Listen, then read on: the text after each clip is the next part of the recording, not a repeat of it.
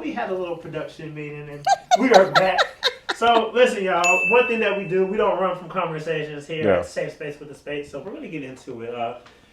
There's some contention still when it comes to the church, because there's something that Theresa said. She said, Ed's church, yes, and not our church. So, let's talk about where that comes from. I want so we need to have this conversation because we feel that it's people that have dealt and are still dealing with this.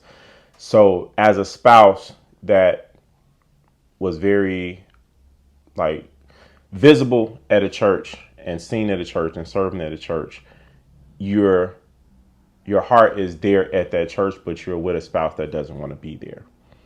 And that can cause a lot of issues on a lot of different levels, even in a home.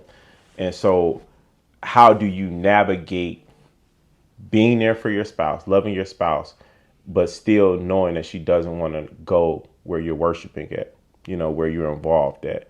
And it was a tough navigation. I spent a lot of time in prayer, spent a lot of time talking to God, like, okay, God, you want me to stay here. My wife does not like it here, and she doesn't want to be here. And she can talk about her experiences there, but it was a very difficult season. It was difficult, from what I saw, and she'll explain it. It was difficult for her finding people that she wanted to be around. We had this saying of find your tribe. She didn't like none of them people. That's not true. Go That's ahead. not true. Go ahead. It wasn't that I didn't like anybody. Chicago women are a little bit like rough around the edges. And a little closed off. And a lot of women would say like, oh, I don't have girl relationships because girls are messy and all this other stuff, which is weird to me because for me, you always have girlfriends. And usually you find girlfriends with common interests. And usually Christian girls are always good girlfriends because you guys have similar faith, and from there, for me, faith is everything. So it's the foundation of my life. And probably because my parents are very religious. So it is really the foundation for me. So I'm like, okay, from there we can build on other interests and passions that we have. But not sharing the same faith can sometimes make not great relationships. Not all the time, but sometimes. So I thought for sure this is where I was going to find my next group of at least like a few good friends. But that just wasn't the case. Like it was very difficult to navigate because our church is very male-centered. Lots of programming around men. And it's unusual because usually church is full of women. But this church is full of dudes. And dudes with all kinds of issues, but still dudes. So you don't get a lot of women programming. You don't have, like our first lady doesn't do first lady things. So like you don't have a women's ministry. And you don't have, all the women were mostly in the greeters ministry. I'm not a greeter. So like I'm friendly and all, but I don't like to touch people like that. So I'm not a greeter. So it is very, and I got kicked off the usher board when I was a kid. I'm traumatized. So it was very interesting to me to try to figure out and navigate what I was going to be in. And also the church, as I mentioned before, had bad admin process. So it was really hard to figure out the classes you could go to. And, I sing, but all the singers were like recording artists. So I'm not going to join the choir ministry full of recording artists. Like I'm not going to compete with these people for a spot on the praise team. I'm not interested in that. And the dance ministry was in transition. So there was not a really good place for me to find any grounding. And they didn't really have volunteers. Like they have no food bank. They have no storehouse. There's not a lot of community work. So it was very difficult to figure out, where am I going to fit into this? Everything was surrounding men. So how did that make you feel so did you not feel seen? I won't necessarily say seen. I just feel like we were hushed. Like a lot of the women were not, their voices didn't matter as much. And then the only other way you could really do anything or move anywhere is if you were very loud, like you were a loud prayer or you were loud at deliverance or something like that. Like you had to be boisterously loud. I'm not a boisterous prayer. I am a quiet prayer. You're a boisterous laugher. I laugh loud. But I don't really have like a bunch of loud tendencies. So like it just wasn't a fit for me. Like it just wasn't a place where I would thrive. And they didn't have a great children's ministry. It wasn't a place where our kids could thrive. It just was not a good fit for me. But like I said, it's just very much so male-centered. So how have you kind of managed this? Because I was bitter for a long time, like a long time, and Ed heard it all the time. Like, and it was a lot. It was a lot. Here we go. Go back to your church. And also, Ed also had us going to all the services. Every time the church door was open, we were there. We had to be there 2-3 hours early, breaking off paper towels. And we had to be there for all the services. We had 4 services. The Spates are at all 4 services. We have Tuesday night, Thursday night, conferences here and there. Like my vacation time is being used for conferences. That's not me. I'm not that girl. So this was just like very much so out of my comfort zone. And I just felt like stifled because like my parents are very big in their denomination, and because of that I had gone to do all this stuff before, and I just was like, I'm not interested in doing this. I could have just stayed there. Are you Kojic? I am.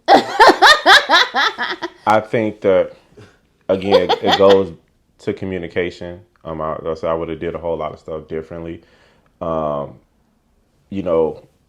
started pulling back even before COVID happened. We started pulling back where we wasn't going all the time. We would go to one service and then people would still be, oh, Ed, we don't see you like we used to. Like, that's nice. Well, you're not going to see me like you used to. Like my priority is my house first and foremost. And so like, I think that we get so wrapped up in church culture and church politics and being seen at church and doing different things where a lot of people lose their families.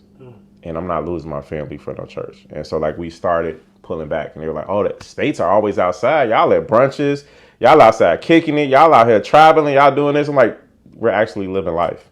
Come on. What you're supposed to do. And so that helped usher in more cohesiveness between my marriage. And then COVID happened. And I think people got the blinds kind of lifted off of them where it was like, okay, I can still love God and I can still serve God, but I don't have to be in a building every day. And I think that people are still processing that now. It's so hard. So many churches are trying to push people back into what it used to be, not understanding that stuff changed. And it's not saying that your love of God changed. It's not saying that you don't care about God's people. It's not like that. But it's that system of, for lack of a better word, control is dead for a lot of people. And it's not going to go back. And so for us, even with platforms like this, we want to be able to help people, and it doesn't always have to be within the confines of church. You have to remember that marriage is a balance, a very delicate balance. And a lot of times church can really put huge weights on marriages that should not be. So you have to figure out, what kind of church do you both want? What are you looking for in a church? What is it that is very important to you that your church must have?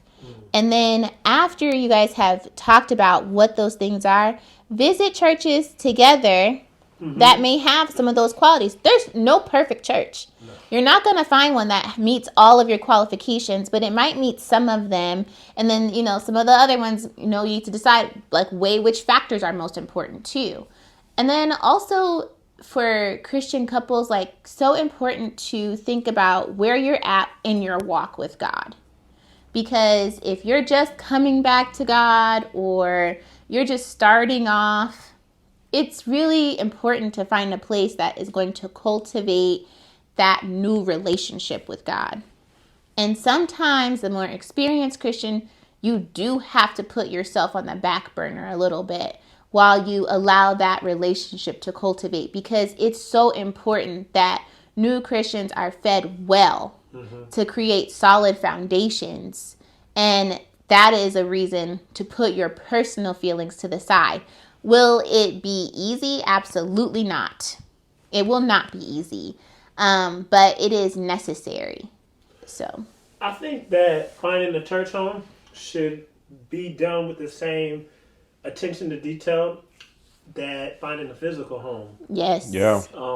People take a long time to figure out what house they're going to buy. Neighborhoods. And I think, couples should do the same thing, and families should do the same thing when it comes to the church home. Don't go looking for your old church in your new church. Like she said, like sometimes you're in a different season of your life. What season is needed that God is telling you for not only yourself, but for your family, and then for your destiny. Like this, churches are supposed to not only just be a safe space, but they help grow you and push you where you need to be. And so I know, like, we are where we're at now, and whatever, God has us at in the future, I know there's going to be more of a collaborative decision, with the needs that we have in mind for what a church is supposed to be. And also, like, because our family is growing, it will probably be more geared towards the kids, because the kids become the new relationship with God. And it's less about maybe what we want as much as it's more important that they receive solid foundations to be able to make their own decisions on whether or not they even want to be Christian. But you should at least know what you believe in. So that's season 2. Right? That's really big. Like, do you know what you believe? Are you just making choices because that's the choice your parents made? And I think it's so important for kids to make their own decisions, but to have a solid understanding of what we believe and why we believe it. So then when they're exposed to other religions, they're not wondering, well, I don't really know what I believe, so maybe this other one's okay too. It's important for you to know, like, what is it that you believe in? And I think you don't have to just indoctrinate children, but you should educate children so they can make solid choices. Cheers to another great episode. The question this week is, should couples go to the same church? Make sure to like, comment, and subscribe, and hit that notification bell. Have a good week, y'all.